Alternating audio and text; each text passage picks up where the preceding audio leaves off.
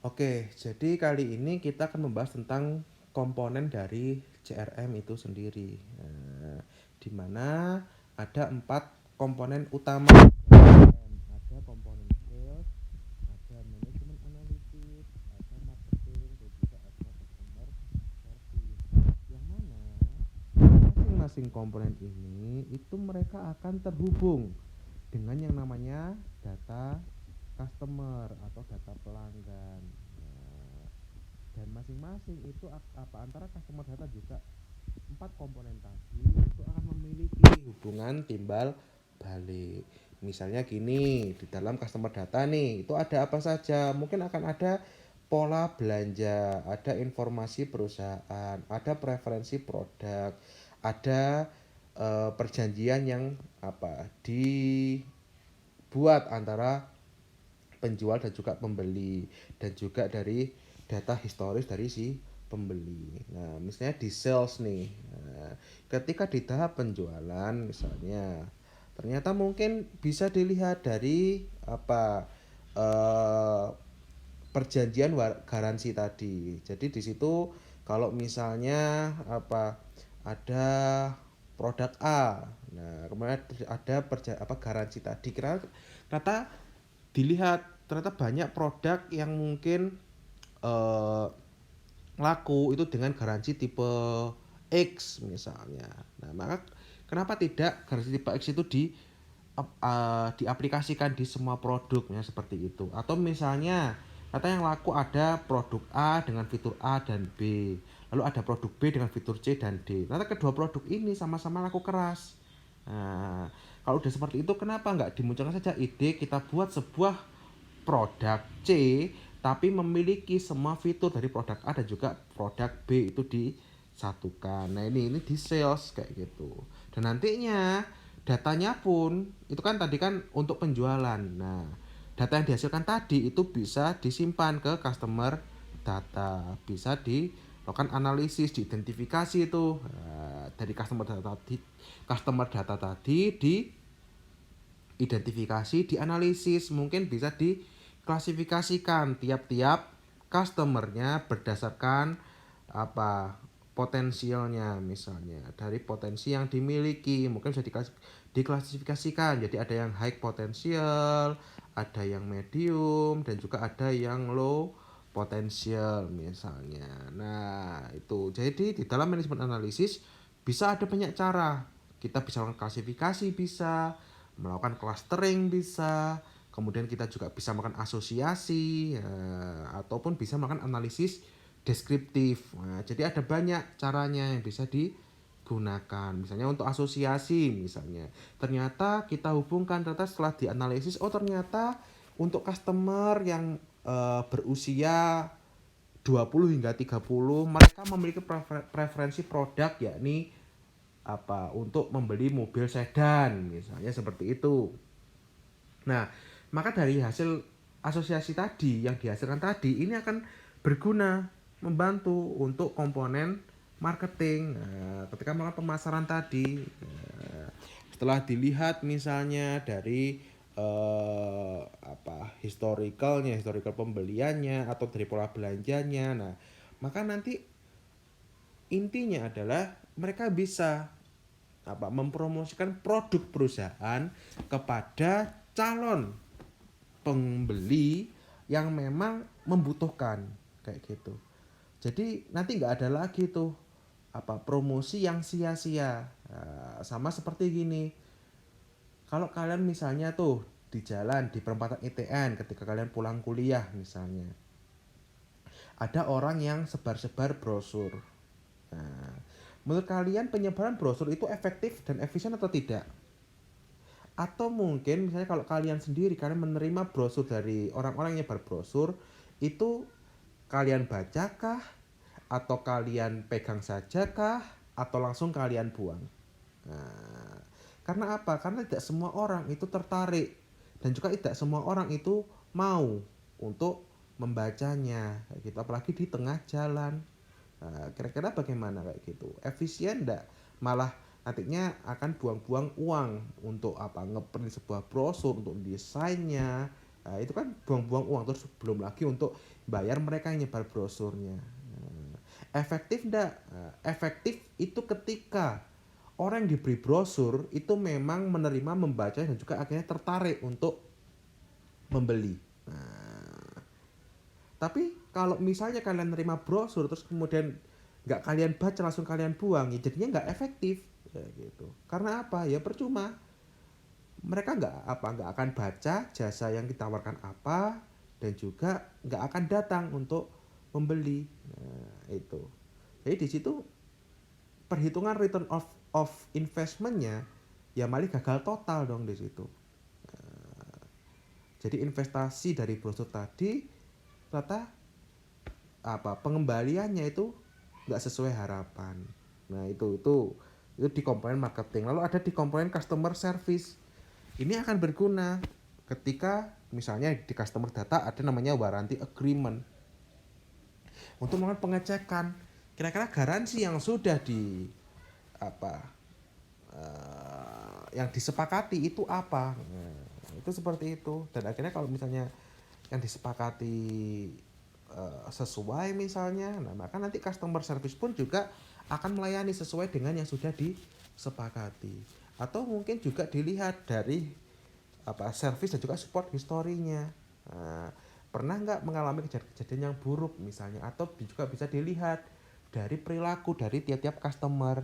Nah, dengan perilaku yang berbeda dari tiap customer itu nanti pun cara pelayanannya juga akan berbeda, cara menghadapi customernya pun juga akan berbeda. Ya itu adalah komponen dari CRM yang perlu diperhatikan. Nah, dan juga di dalam CRM itu sebenarnya berkaitan erat dengan yang namanya hubungan.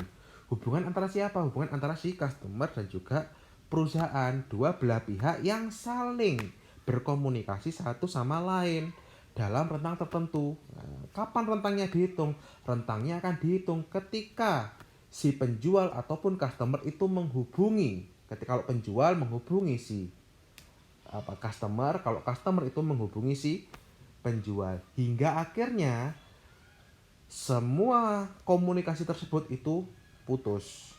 Nah, itu adalah hubungan.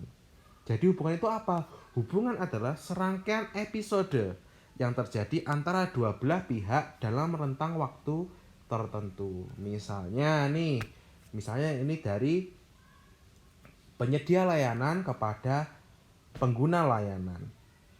Nah, ada episode introduction, pengenalan. Datang menawarkan produknya.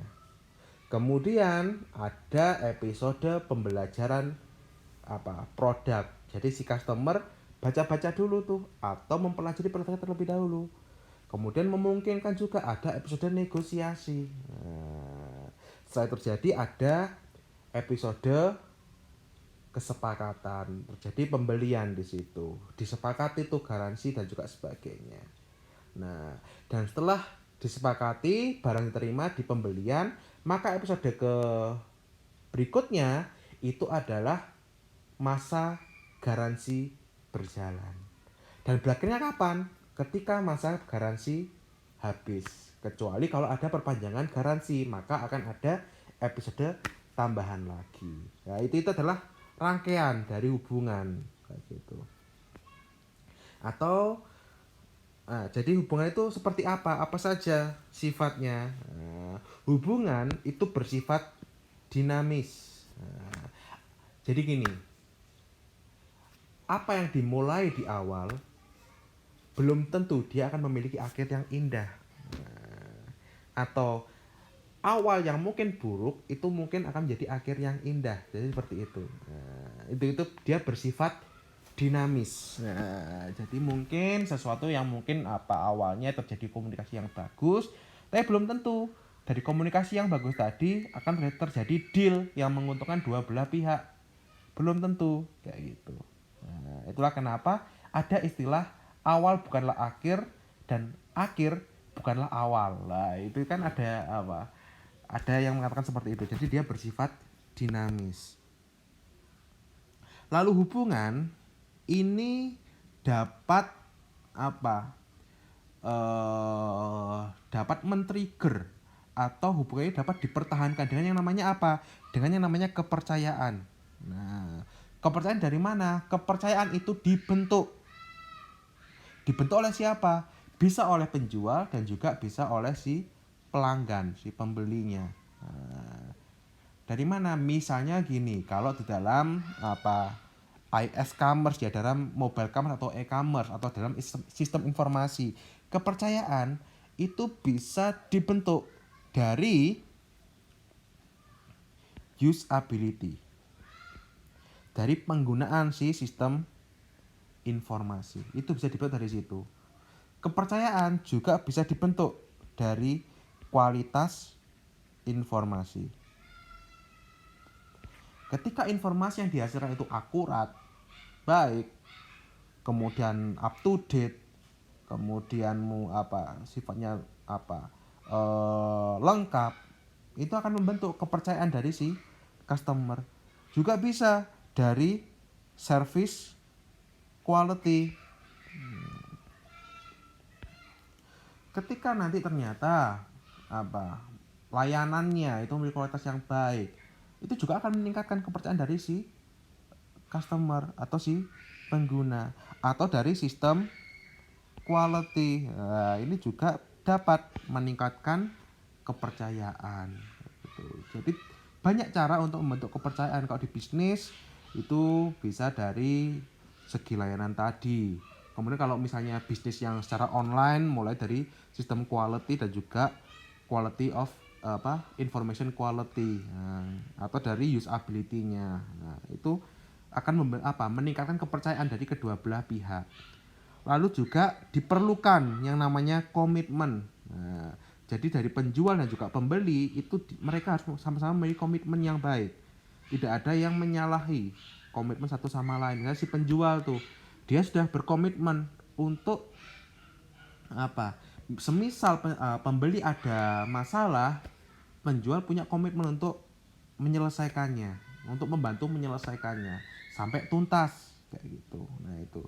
Dan nantinya komitmen dan kepercayaan ini mereka berdua saling berhubungan kayak gitu. Bisa jadi dengan komitmen ini akan meningkatkan trust, dan juga dari kepercayaan itu juga akan membuat komitmen menjadi lebih tinggi lagi gitu. Itu adalah hubungan. Nah, dan dengan CRM itu sebenarnya akan membantu perusahaan untuk memahami dan juga mengantisipasi kebutuhan pelanggan saat ini, dan juga untuk melihat kebutuhan pelanggan yang potensial. Nah, jadi di sini dengan CRM bisa melakukan identifikasi customer di sini. Nah, yang mana customer kan seringkali saya katakan bahwa customer itu adalah mereka yang sebenarnya memiliki masalah yang perlu untuk diselesaikan, dan nantinya kita bisa memberikan solusi dari masalah yang mereka miliki gitu. Nah, kemudian dari mana kok bisa memahami pelanggan potensial? Nah, ketika kita sudah memilih customer dan juga customer itu memiliki sebuah masalah dan kita berhasil memberikan solusi bagi mereka, dan ternyata pasti kan ada namanya masalah itu kan ada orang lain juga yang mungkin juga memiliki kasus yang sama. Nah, dari situ kita juga bisa menawarkan solusi yang sama dengan customer yang sudah ada sekarang. Dan juga nantinya dari problem itu kan dia nggak konstan, dia itu kan sebenarnya dinamis juga, dia akan bisa berkembang seiring berjalannya waktu. Sehingga nanti perusahaan bisa memprediksi kira-kira nanti kedepannya akan ada masalah apa, bisa dengan prediction di situ. Itulah kenapa dari customer data sebenarnya kita bisa melakukan namanya predictive analysis. Melakukan predictive analysis kayak gitu untuk mengetahui tren. Lah kalau kalian perhatikan, kok bisa mobil-mobil ataupun handphone itu mereka bisa mengetahui trennya sekarang itu akan seperti ini, bentuk lampunya mungkin lebih lebih elok, kemudian lebih seksi misalnya, atau sekarang di kamera HP sekarang ada kotaknya. Sebenarnya itu apa? Itu ada prediksinya. mereka memprediksi perubahan perilaku dari customer sekarang dan juga memprediksi kira-kira apa customer ke depan itu perilakunya akan seperti apa kayak gitu. Itu CRM itu bisa digunakan untuk hal-hal tersebut. Nah, dan CRM itu memiliki banyak fungsi yang mana fungsinya itu untuk mendukung keperluan bisnis baik dari segi penjualan, pemasaran, layanan pelanggan, pelatihan hingga kompensasi kayak gitu. Tetapi banyak mereka yang gagal ketika menggagas sistem CRM ini. Karena apa? Karena yang diperhatikan itu hanyalah dari aspek perangkat lunaknya saja. Hanya mencondong, oh itu pelanggan butuh ini, oke kita fokus saja pada inovasi teknologi. Tapi mereka tidak memperhatikan dari segi yang soft. Segi yang soft apa? Bagaimana strategi pendekatan terhadap pelanggan. Nah, jadi ibaratnya gini, teknologi mau secanggih apapun, kalau misalnya tidak ada media komunikasi untuk menyampaikan keunggulan teknologi ini kepada pelanggan, apakah pelanggan akan tahu kelebihannya apa? Apakah cuma sekedar oh itu canggih gitu aja, tapi nggak tahu manfaatnya apa? Nah, kan nggak bisa kalau nggak tahu manfaatnya apa, bagaimana itu bisa sampai ke pelanggan? Nah, kan seperti itu. Nah, lalu apa bedanya antara CRM dengan marketing tradisional? Pada marketing tradisional itu mereka berfokus pada 4 hal. Harga, tempat, produk, dan juga promosi. Nah, yang mana atau kita kenal dengan istilah 4P. Price, Product, Place, and Promotion. Yang mana 4P ini akan digunakan untuk meningkatkan market share. Nah, yang mana market share itu akan meningkat dengan semakin besarnya jumlah transaksi antara seller dan juga buyer. Nah, itu tradisional marketing. Jadi dia melihat dari banyaknya pembeli. Nah, sementara di CRM itu selain melihat dari banyaknya jumlah transaksi, itu mungkin juga akan melihat walaupun jumlah transaksi sedikit, tetapi profitnya itu besar, maka dianggap itu sudah bagus. Nah, jadi di CRM ini akan berfokus pada strategi, prosedur, tools, dan juga teknologi. Nah, jadi ada tuh perusahaan yang mungkin jumlah customernya itu sedikit, nggak banyak. Tapi ternyata walaupun jumlah customernya itu mungkin tidak terlalu besar, tapi itu pelanggannya itu adalah perusahaan-perusahaan yang top markotop misalnya. Nah, seperti itu. Nah, sehingga walaupun jumlahnya sedikit tapi revenue yang dihasilkan ataupun profitability yang dihasilkan itu jumlahnya lebih besar daripada mereka yang transaksinya banyak tetapi keuntungannya kecil. Nah, itu. Nah, dan juga mereka akan berfokus pada yang namanya kepuasan pelanggan. Nah, jadi kalian ibaratkan gini, penjual tradisional dia akan nggak apa-apa dijual misalnya gini, ada yang jual langsep misalnya tapi dinamain duku. Nah, padahal langsep 5.000, duku 30.000. Lah orang kalau udah beli menganggap itu duku ternyata itu langsep, kapok enggak? Kan kapok, dia nggak akan mau untuk kembali lagi. Nah, tapi di CRM kejujuran itu penting di sini. Nah, dengan harapan apa? Dengan harapan kepuasan dari customer ini akan meningkat.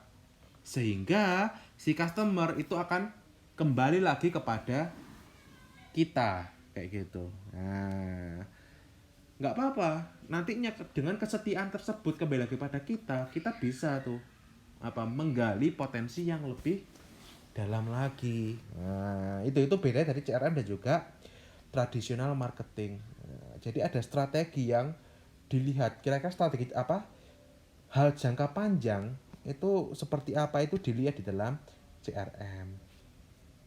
Nah, dan CRM itu memiliki banyak fungsi. Kalau dalam untuk fungsi interaksi dengan pelanggan itu CRM dapat menjadi sesuatu untuk memberikan dukungan kepada orang-orang yang terlibat di dalamnya, dan juga dapat bertindak sebagai sebuah teknologi yang menghubungkan antara organisasi dengan pelanggan. Nah, jadi di sini itu bisa meliputi kayak tatap muka, langsung, video call, chatting, email, nah itu.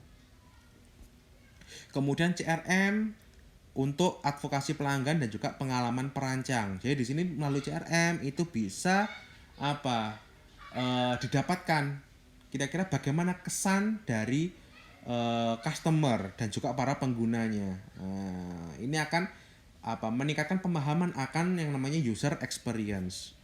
Kemudian juga CRM untuk meningkatkan kinerja manajer dan juga sebagai analis pemasaran. Jadi dengan CRM ini dapat menjadi benih untuk merancang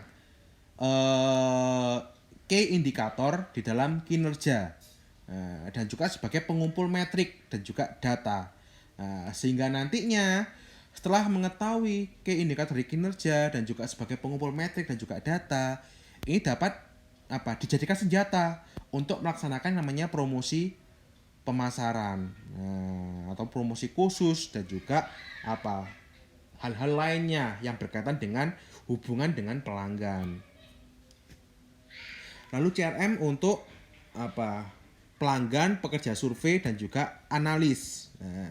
Jadi dengan CRM nanti kan akan menghasilkan informasi ataupun data yang mana ini bisa dilakukan analisis kira-kira bagaimana hasil yang dicapai, dan juga untuk memahami apakah terjadi peningkatan ataupun penurunan nilai dari produk oleh partisipan, kayak gitu.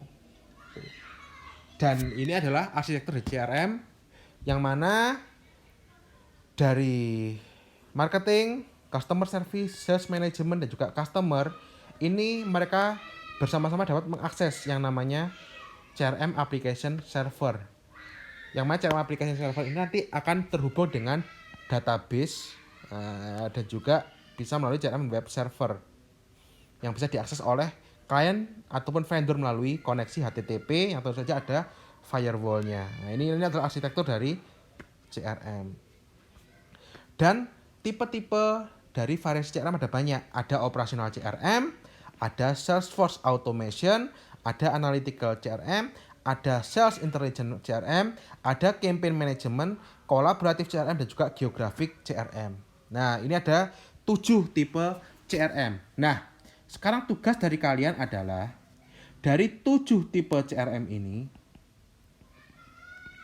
jadi 7 tipe CRM ini kalian cari ya pengertiannya, definisinya, dan juga contoh dari masing-masing tipe atau versi CRM.